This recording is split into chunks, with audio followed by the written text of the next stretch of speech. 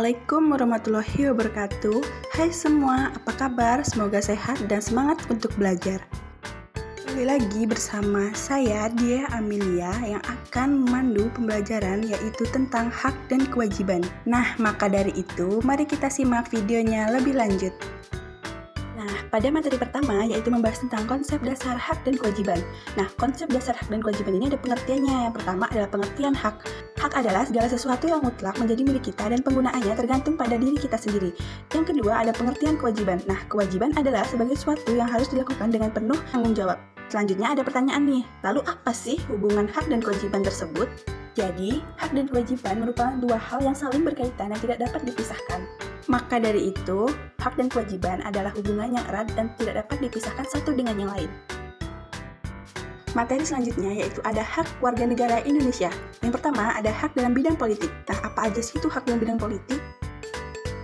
Salah satu contohnya yaitu ada hak memilih dan dipilih dalam pemilihan yaitu ada hak dalam bidang ekonomi. Contohnya yaitu hak untuk bekerja dan mendapatkan imbalan yang layak. Dan yang ketiga yaitu ada hak dalam bidang sosial dan budaya. Contohnya yaitu hak mendapatkan pendidikan. Dan yang terakhir yaitu yang keempat ada hak dalam bidang hukum.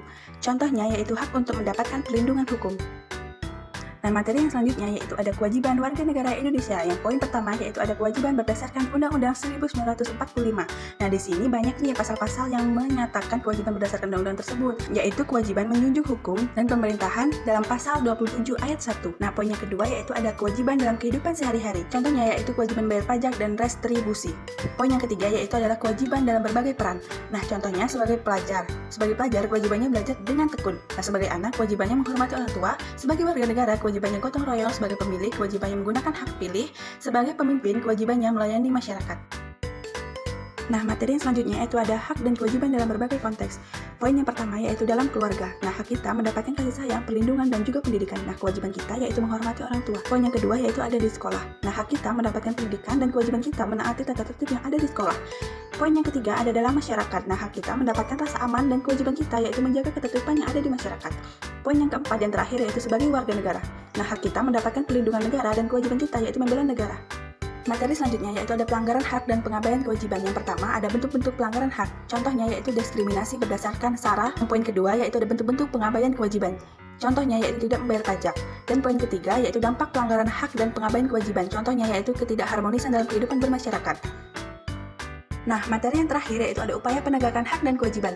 Poin yang pertama yaitu ada peran pemerintah. Contohnya membuat dan menegakkan peraturan. Poin yang kedua ada peran masyarakat. Contohnya meningkatkan kesadaran akan hak dan kewajiban.